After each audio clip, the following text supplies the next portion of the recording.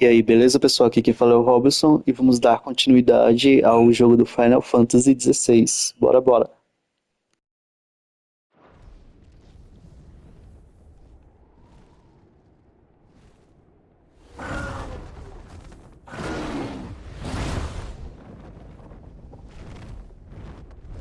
What now?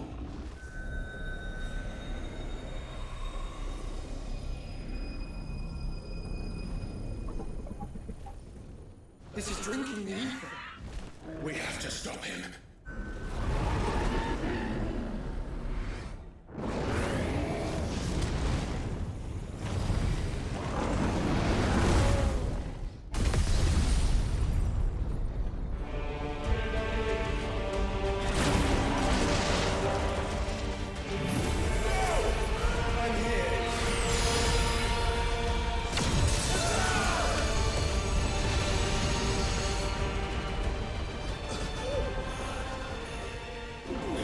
Joshua, are you all right?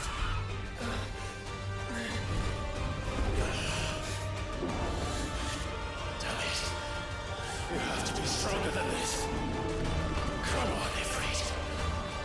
Show us your true power.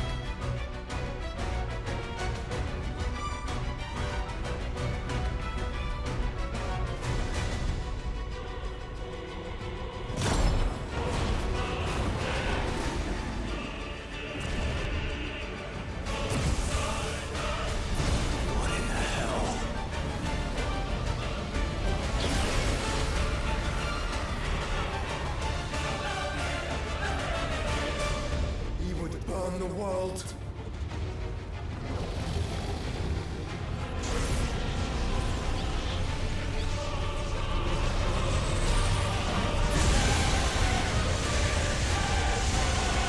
Not today.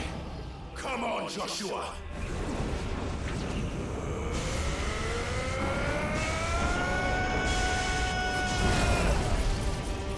This ends now!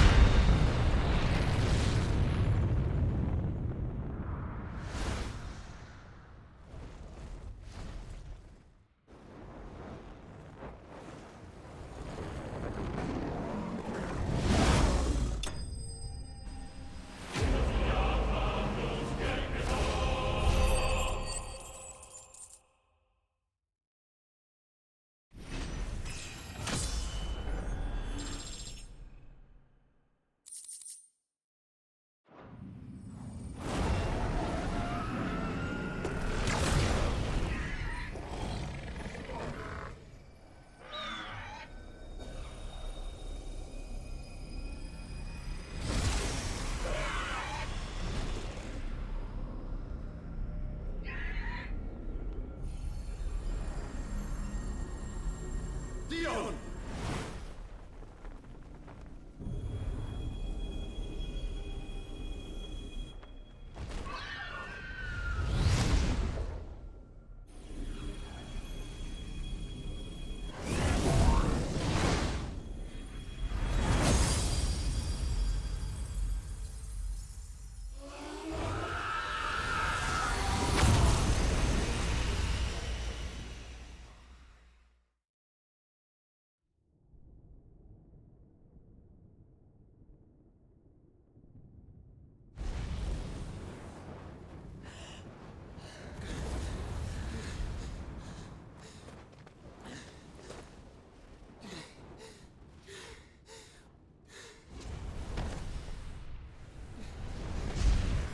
Joshua! Clive!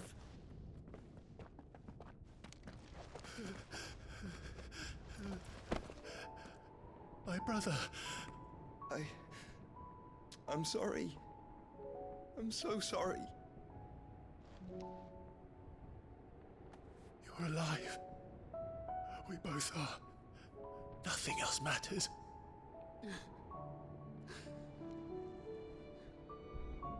I never dared hope that I would see this day.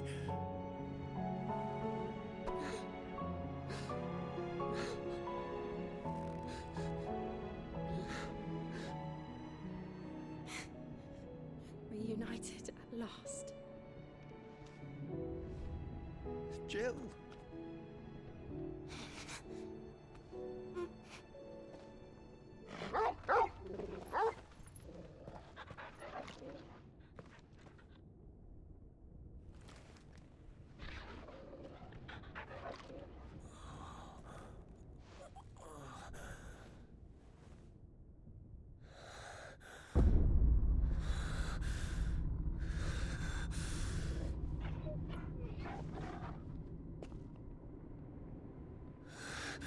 This is for my father!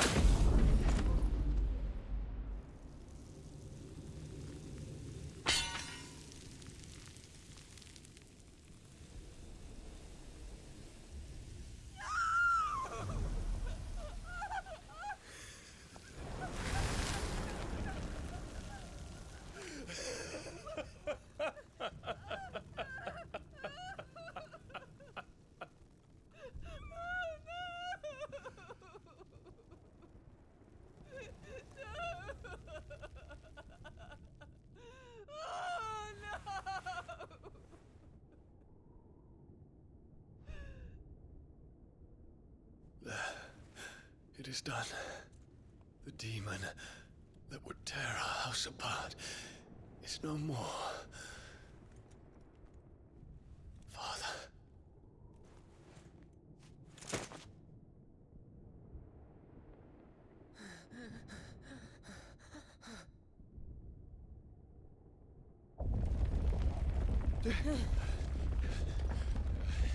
The mother crystal. It's collapsing. Right. We need to leave. No. Wait.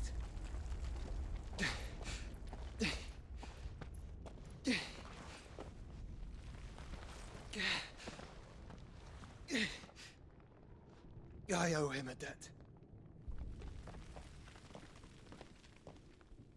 Fine.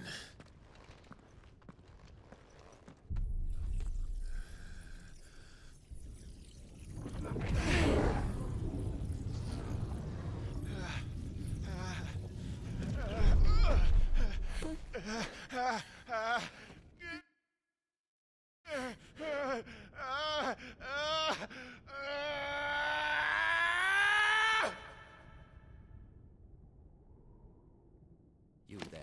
Tell me what section. Don't reinforce the walls. Will be found. What is our situation? Report, Captain. Can nothing be done to call them off? I regret not, Your Radiance. The Dragoons answer to none but His Imperial Highness. The Council is powerless to intervene. We're hearing reports of rebel Madness is this, Dion. throughout the neighboring districts. Our men are Focus holding all efforts on extinguishing the fires around the capital. The city can wait. likely. What about stocks of weapons and armor? This is not the work. Don't dally, man. Go! Your Radiance. And I want you to find out our next movement. By the light! Dion. Have you taken leave of your senses? Call off the Dragoons at once! Fear not. The populace will come to no harm at their hands.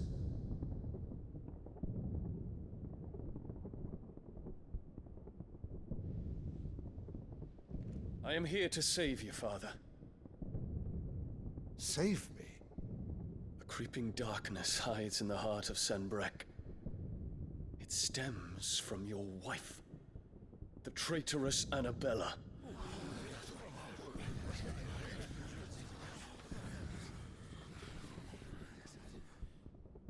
Not another word, Dion. Father, though you may not see it, the darkness has taken hold of you. It has made you forget yourself. But I bid you remember, there was a time when you ruled not with cruelty, but with compassion. Why now do you turn your back on your people? Why now do you seek to stoke the fires of war? You too have borne witness to this change, Your Eminences. And you know, as well as I, who is responsible for it. A puppet now sits upon the throne, but cut his strings, and the master loses the power! What? Dion, you bear steel before your Emperor? Guards! Take him!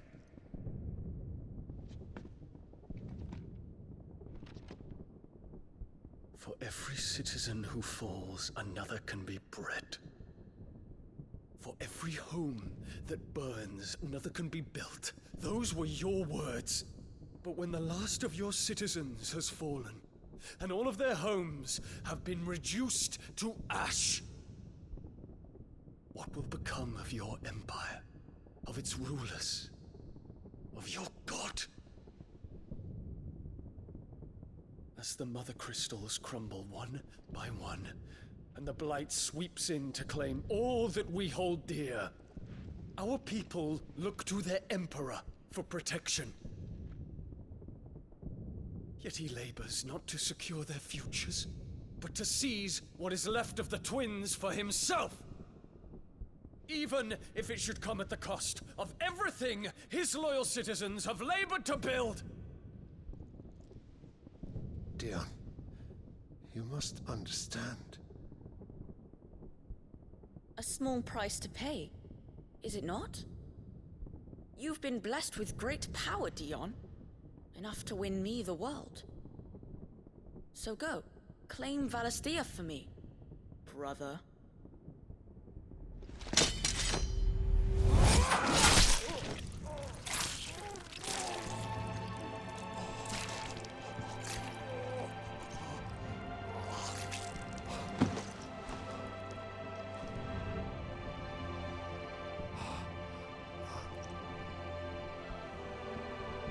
Leon.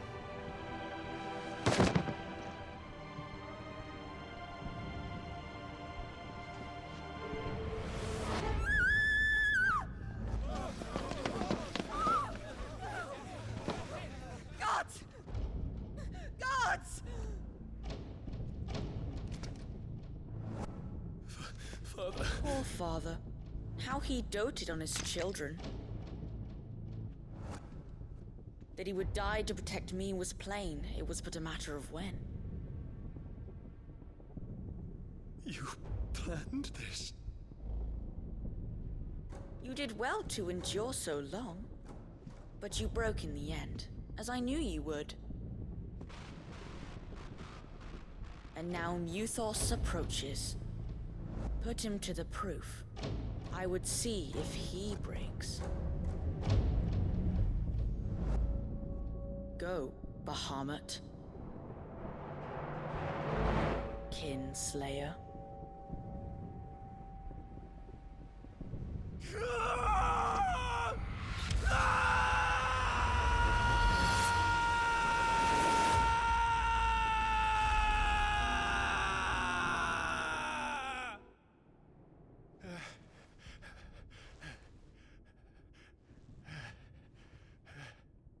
Not again. Brother? It's a long story.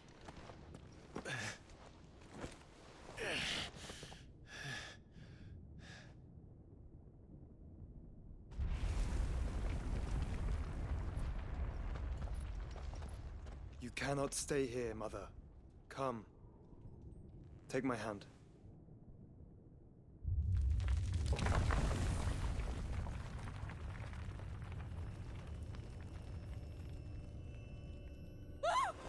Get away from me!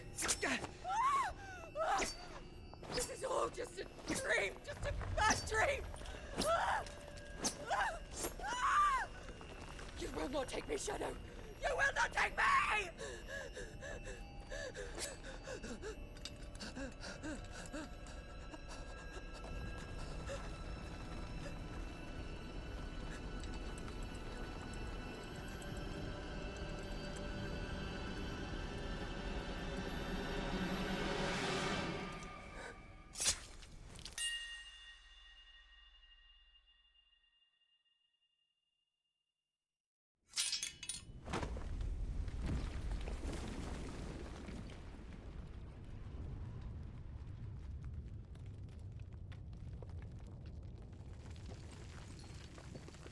Mother.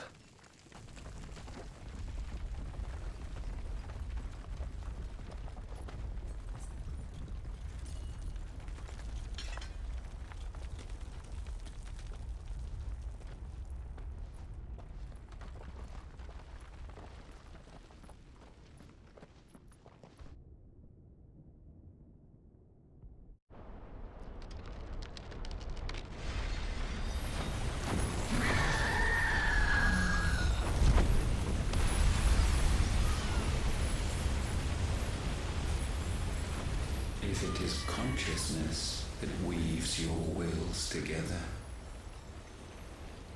consciousness that blurs the boundary between your own will and that of others, then we shall set you apart once more. The ties that bind you shall be severed, and humanity return to its proper place.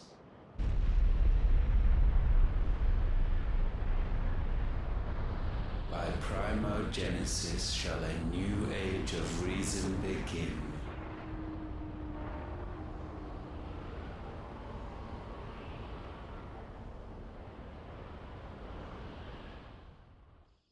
Relax, Your Majesty.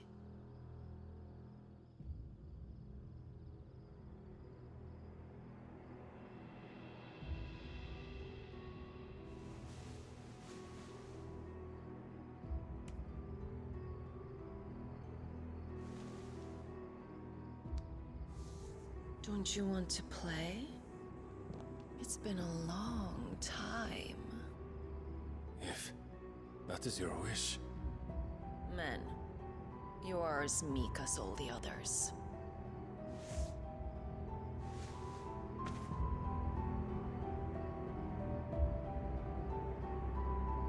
Such feeble creatures.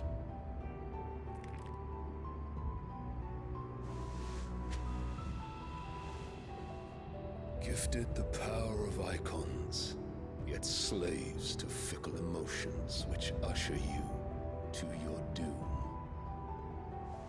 And so you bind your fragile wills with strands of consciousness. The wretched handiwork of a wretched people.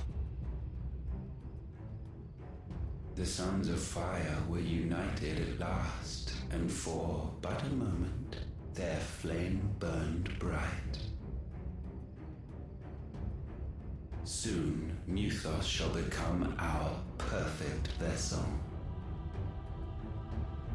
And then shall the world be remade.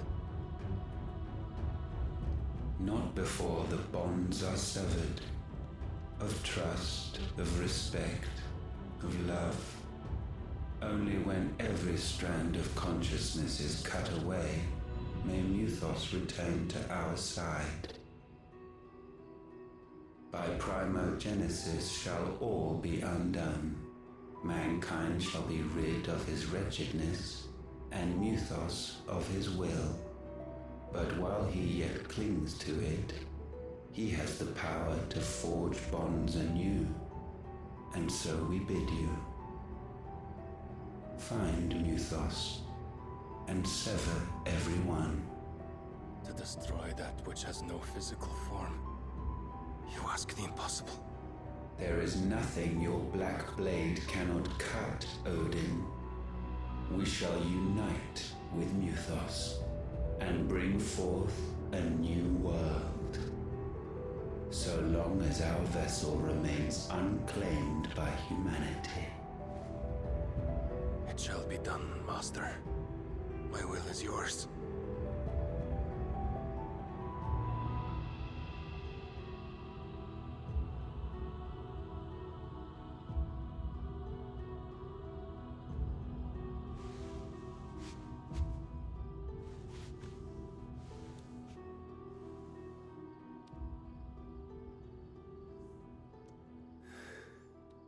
Mother.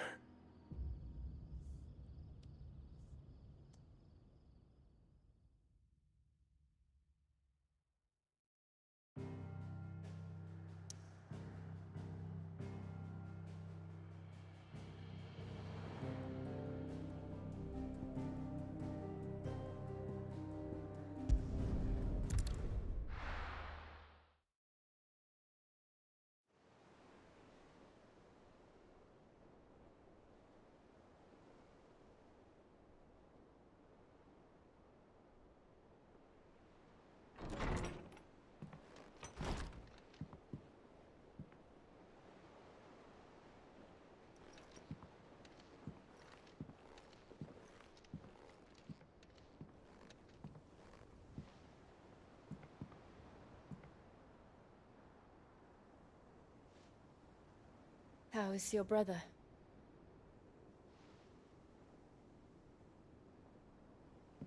Asleep since I returned from the Dominion. Taya says he should be back on his feet soon enough. For a while, at least. She discovered something on his chest. A swelling, circled in stone. The curse.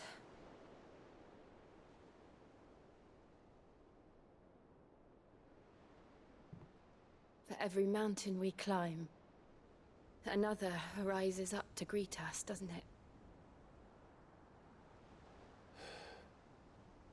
It's never ending.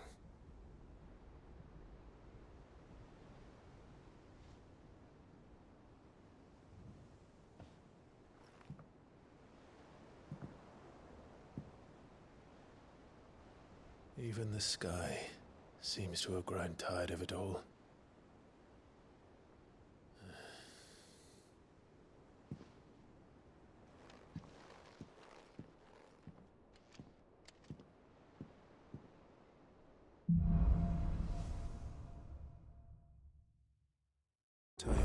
if I disturb Joshua.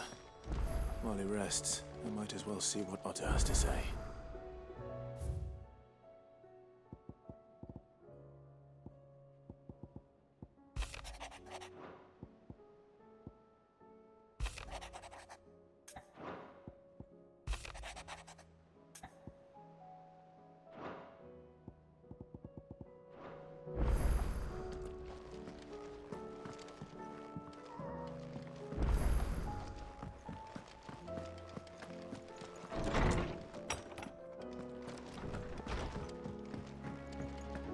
See the pair that got hauled into tires? Aye. Still alive, are you? Go on, then.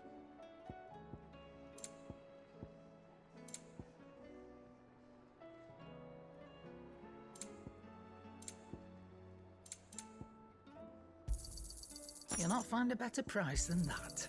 It'd better all be here. You'll not find a better price than that. Trouble with your gear, or... So, what'll it be?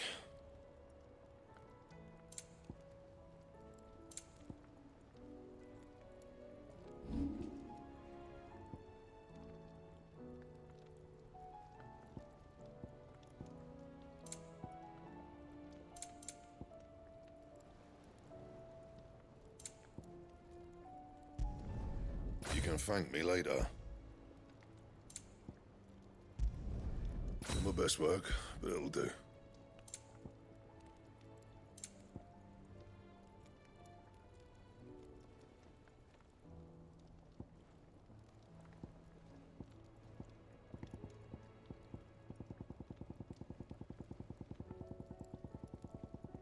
That it? Fine.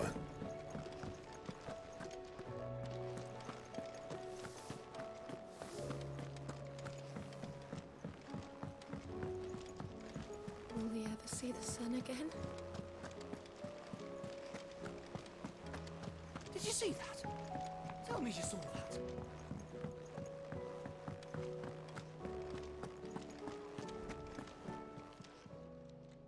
Oh, Clive! Welcome to the Patron's Whisper. The Patron's Whisper? Does that mean someone else is taking care of our friend's donations? Oh no, that's still me. It's just Karen has her toll, Blackthorn has his hammer. I thought a new name might liven things up. I still catalogue every item that arrives, in addition to setting aside those tokens of appreciation the sender has specified are to be presented to you personally. Would you like to see if we have any?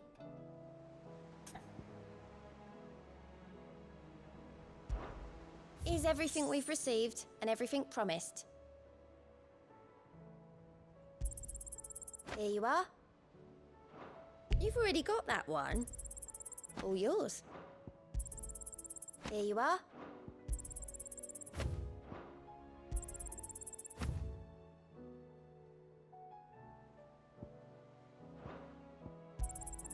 You earned this. All done? Otto, how fares the realm? The realm? Oh, she's just fine. As long as you look past the fact storms out mother crystals and her skies are a roiling cesspit. And Gav? He's with your uncle in the Free Cities, helping Mid with her project. Sent an owl their way the moment the winds turned foul. Still waiting on a reply, though. Do you have any good news? Well, that depends on your definition of good. All right, fine. What do you suggest we do? Oh, no, I'm just the messenger. I'll leave the scheming to those more suited to the task. Could be that Lady Vivian and Old Tomes have their own thoughts on the current state of things. Could be that they don't. It certainly can't hurt to ask. I suppose not.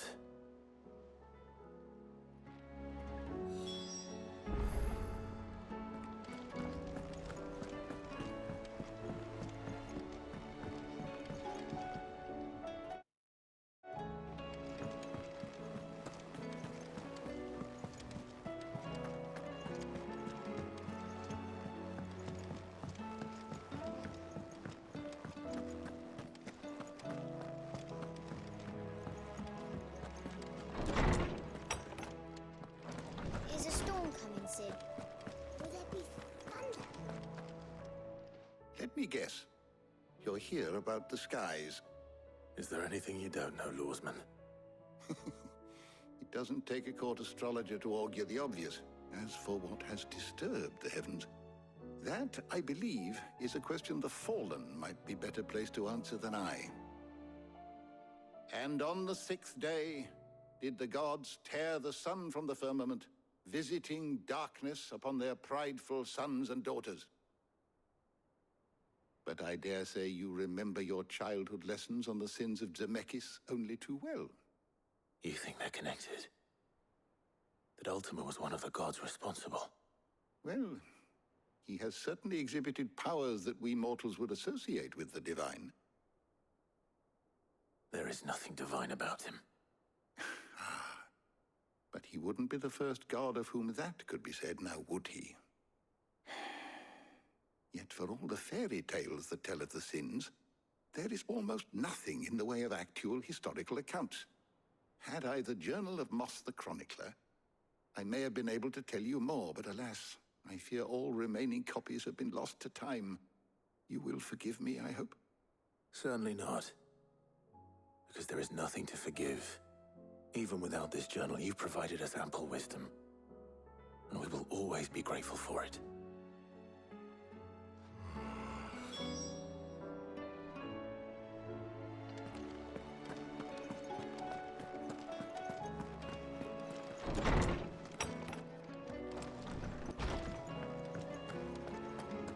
It seems the hideaway has lost its appetite.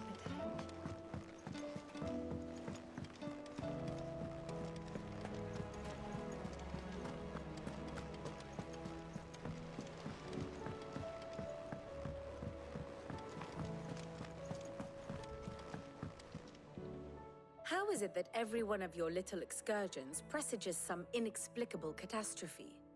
Not that you are to blame for the Dominion's fate. No one could have predicted the actions of the Crown Prince. I'm sorry I couldn't save your home.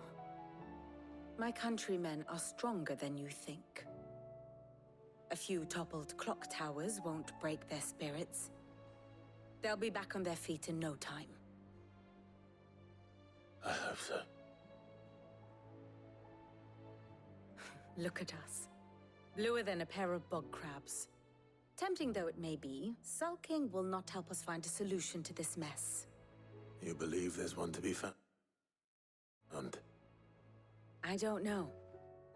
But I am certain we're more likely to find it if we first examine the facts.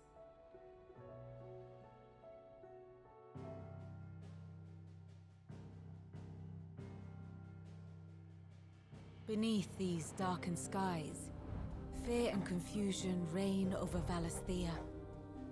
Oh, the lands around the fallen Mother Crystals had already begun to wilt for want of ether.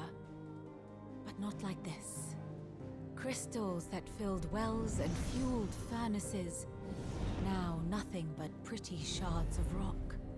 And those that hang from the people's necks cast nary a glimmer of light to keep the dark at bay. It is only a matter of time before the common folk convince themselves that the end of days is upon us.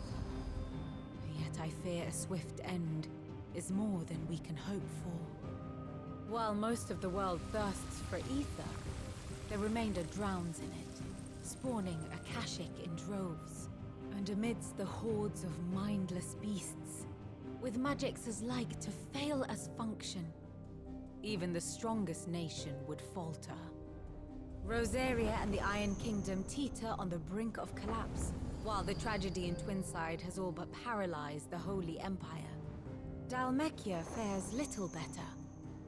Rumor has it the ministers fled the capital after the fall of Drake's Fang, leaving their beloved republic to crumble. Waloed, meanwhile, moves in earnest. The Einherjar has been sighted off-storm. The world, in short, is in chaos. It would seem our civilization was nothing but a castle of sand, to be washed away at the whim of the waves.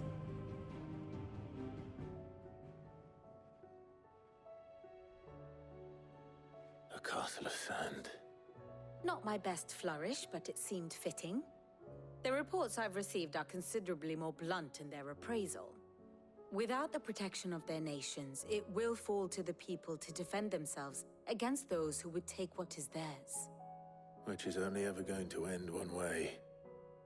Defending a farmhouse against a band of chocobo thieves is one thing, but pitchforks and palisades will do little to stall an army's advance. Should the King of Wulu deign to invade, there would be none to stop him. None but us. Perhaps Otto will be more inclined to share his thoughts when he hears what the others had to say. Clive, we have a problem. Only one. That would be a first. It would. Actually, there are three. We had as many owls arrive while you were at the shelves. Martha's got a Kashik out her gates, and talk of monsters roaming the hills outside of Northreach has put the wind up Isabel and her lot. And don't forget Dalimil. Lubor says the village was raided by bandits. When it rains... It fucking pours. The curse breakers are spread thin, taking stock of the damage in the Dominion. And even if I could get word to all of them, I doubt they get here in time to make any real difference. Which means there's only two people who can. Jill and I. Let them know we're on our way.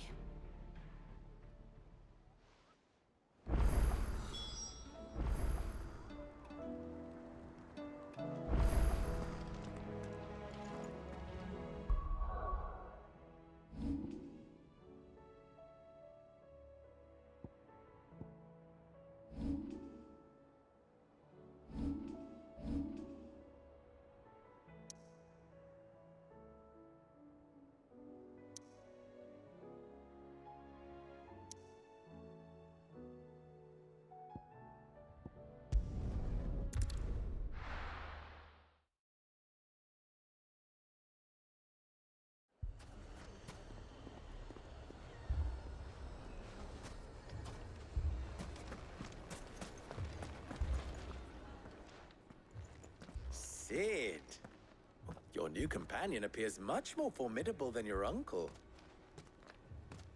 Should I be worried? You haven't been introduced. Jill, Clive has told me much about you. All lies, I'm sure. Your Stolas said that Dalimil has a bandit problem. Indeed. Although, you're a little late. They left with our food and guild days ago. Any idea where they went? The desert's a big place. Your guess is as good as mine. But the fact is, I have more immediate concerns. What did you say to me? What did you say? Ah, as if by magic. Let's just say we've yet to reach a consensus about how to solve Dalimil's little problem. And at this rate, it won't be the actions of the bandits which prove to be our undoing. It will be our own. I've tried reasoning with the dissenting parties, but even the Desert Hare has limits. Perhaps we could talk to them. What makes you think they'll listen to us? What makes you think they won't? She makes a fair point, Sid. And you won't have wasted much of your precious time if you fail. They're just across the courtyard.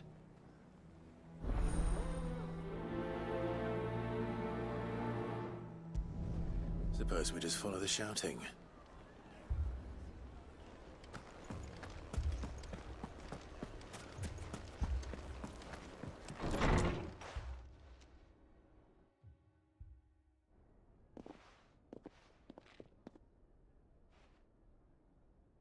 You wouldn't talk like that if it had been your men whose throats were slit. Blood for blood, it's the only way. We hire mercenaries and have them mount the bandits' heads on our walls as a lesson to the rest. And what happens when those mercenaries are slaughtered like your men? Are you going to hire more? We're better off using that coin to buy food and supplies. If we hire mercenaries, the only thing we're buying is the bandits' ire. And you cannot fill empty bellies with that. Do you hear me? But what happens when they come back? Maybe it'll be your throat that's slit. That's enough. Both of you. Any more of this and I'll throw you out myself. Come back when you're ready to talk like adults.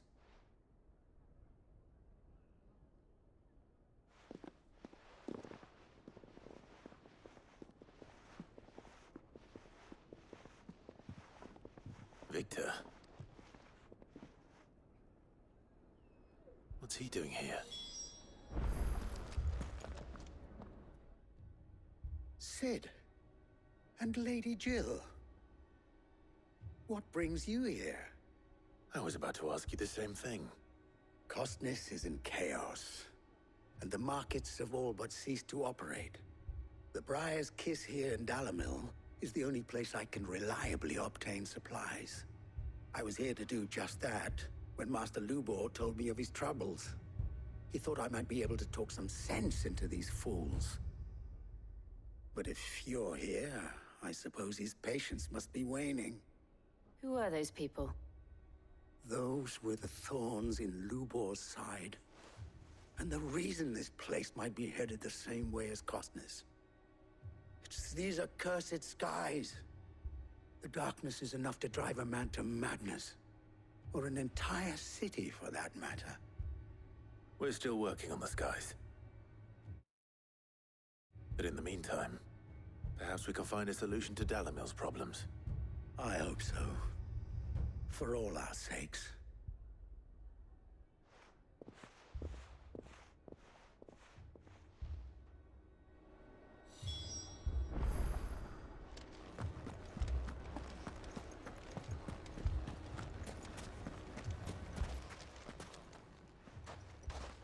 So, you see my predicament?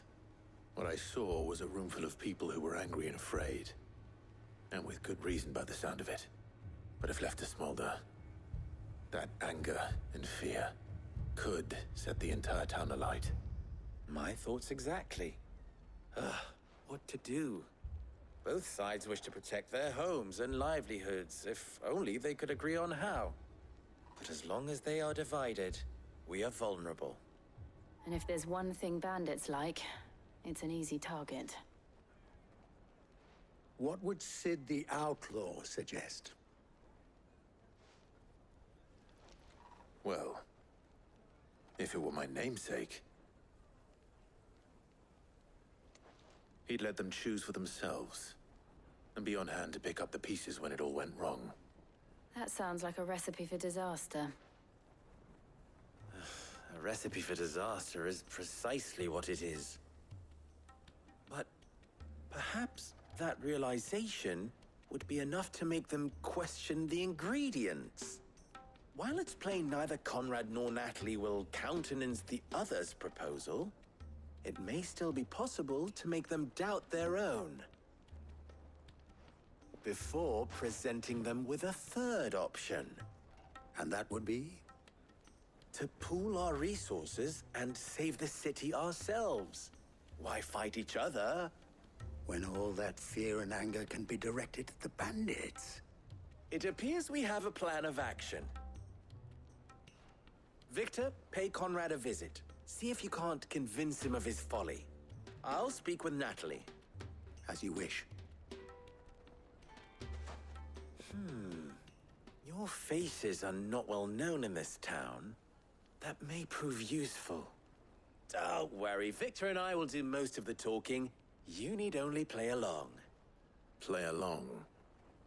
What he means to say is yes.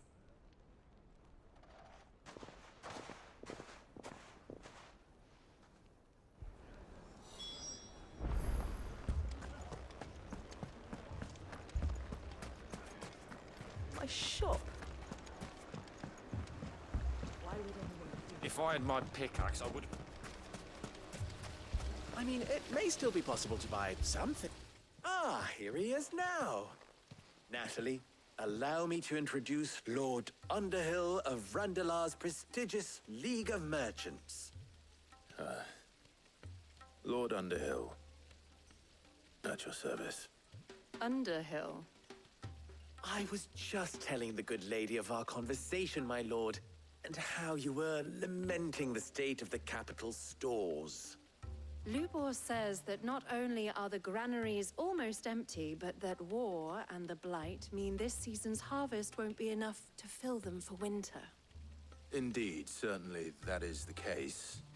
The nobles in the capital are buying up the city's stocks of barley and wine, driving the prices higher than most commoners can afford. It is only a matter of time before the peasants revolt. It is worse than I thought. If what Lord Underhill says is true, I fear we have little hope of supplementing our stores, meager though they regrettably are. And while I applaud your endeavors to dissuade our more bellicose citizens from seeking vengeance, I sense Conrad is not wrong in his assessment of the bandits' likely return. Which means that now, more than ever, we will need to secure what little we still have. Food, weapons, herbs, everything. If our humble town is to endure not only this hardship, but those that are certain to follow, we must stand united. All right. If it will help to protect my home, I'll do it. But you needn't have gone through this charade.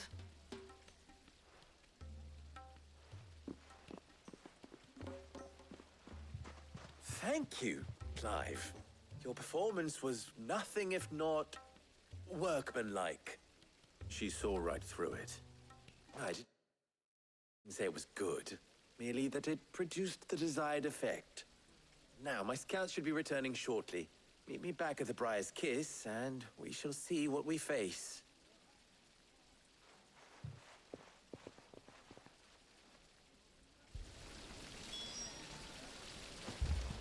It appears I have no choice but to do what little I can to defend what little we have. Mummy, I'm scared. Oh, I'm ruined.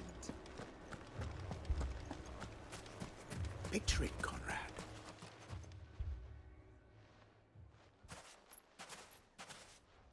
Ah, here she is. The Lady of the Spear herself. Conrad, may I introduce you to Jane, commander of the Red Wings, the oldest mercenary guild in the Free Cities. A pleasure, my lady. The pleasure is all mine. As I told you, I summoned the commander here from Canberra to inquire about a contract. Victor says you told him no. That there aren't any men left to hire. Is that true? True as the crystals cracked. Nobles came and claimed every last one worth his salt. And not just from us Red Wings. You know of the 7 high houses. There must be 2 swords assigned each one. Granted, we have a few boys left. If it's boys you're looking for. Well, Conrad, are you saying that Dalamil's finest cannot defend this town better than a gaggle of unblooded striplings? That a band of beardless youths could better avenge the deaths of your brave men than you yourselves? Absolutely not. We'll show those bastards who they're dealing with.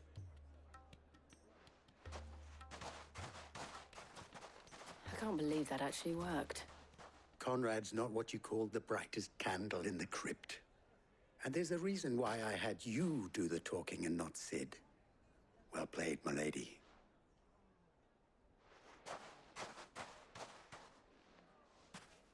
I'm not convinced our roles in this ruse were entirely necessary. I don't know. Conrad seemed quite taken with you. Dalimil is not to be trifled with.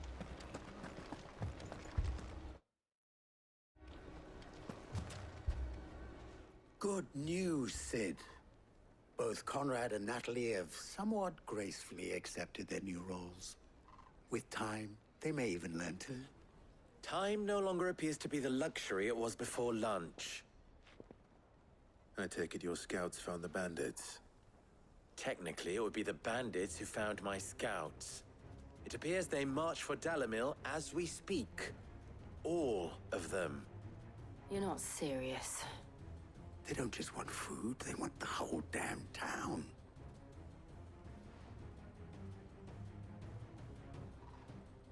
I have a favor to ask. I'm told the bandits march in 2 groups, one from the south and one from the desert, in a move doubtless intended to stretch our already gossamer-thin defenses. Very well. Jill and I will meet those from the desert. But what of the rest? The rest, my friend, the city shall fight. Together. The stakes, I concede, are high. But if this does not unite Dalimil, nothing will. That is a lot of faith to put into those who had their hands around each other's throats but a moment ago. Then it will be for us to see that their hands are kept occupied. And I do mean us. I thought you might say that. We'll hold them off for as long as we can. And we will do the same.